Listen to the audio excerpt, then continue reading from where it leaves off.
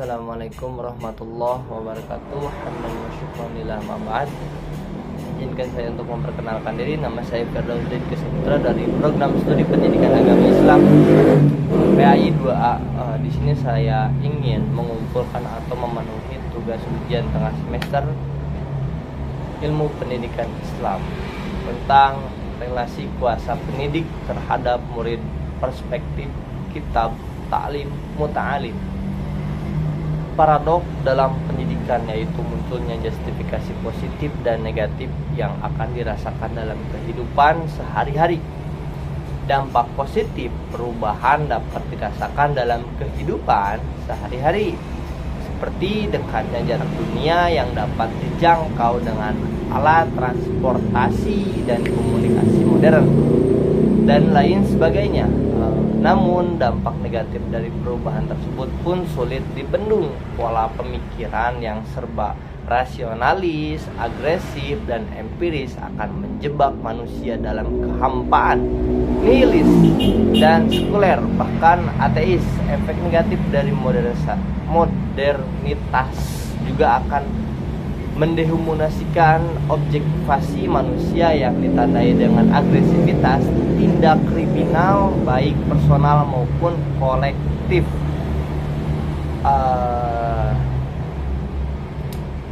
Dalam buku Ta'lim Muta'alim terdapat beberapa konsep pendidikan yang sangat erat kaitannya dengan pendidikan sebagai transfer nilai value dan bukan hanya merupakan transfer ilmu pengetahuan intelektual dan keterampilan skill. Nah, di antara konsep transfer nilai tersebut adalah ada beberapa poin. Yang pertama, akhlak sebagai sasaran utama pendidikan Ta'lim Muta'alim. Sebagai panduan pembelajaran, belajar mengajar terutama bagi murid berisi muqaddimah.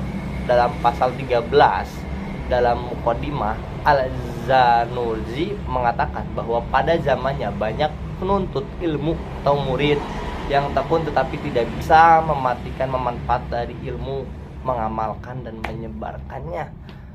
Menurut Al-Zanurzi, pendidikan akhlak adalah menanamkan akhlak mulia serta menjauhkan dari akhlak yang tercela dan mengetahui gerak-gerik hati yang dibutuhkan dalam setiap keadaan. Ini wajib diketahui seperti tawakal, al-inabah, takwa, dan lain-lain. Poin kedua yaitu pendidikan guru. Nah, dianggap sebagai unsur dasar dalam pembelajaran dengan segala keteguhan, kesungguhan, serta kesabarannya akan sangat tampak pada pendidikan. Karena pendidikan sebagai tanggung jawab yang dipikul seorang guru untuk membentuk para pemuda yang utama. Beban yang dibawa oleh seorang guru sebagai amanah yang akan dipertanggungjawabkan di depan Allah. Maka dalam menjalankan amanat ini harus sesuai apa yang dianjurkan Allah Subhanahu wa taala. Nah, poin selanjutnya yaitu murid.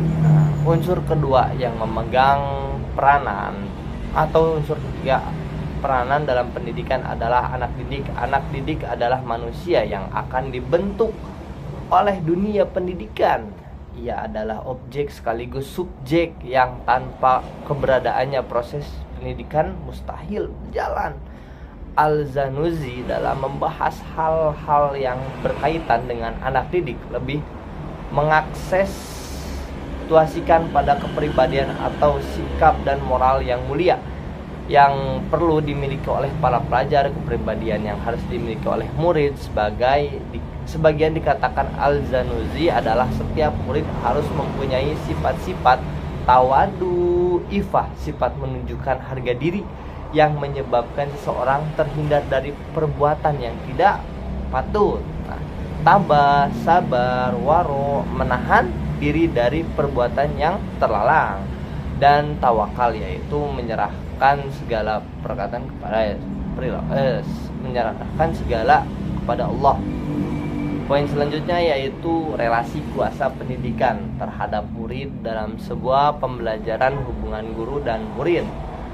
Menepati suatu hal yang sangat penting perlu membentuk lingkungan yang didasari dengan keharmonisan antara guru dan murid dengan tercapainya tujuan belajar mengajar yang baik.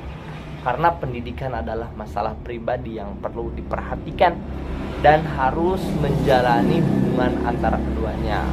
Begitu juga seorang murid harus mempunyai waktu yang cukup untuk mengambil faedah pengetahuan dan sifat-sifat terpuji dari guru.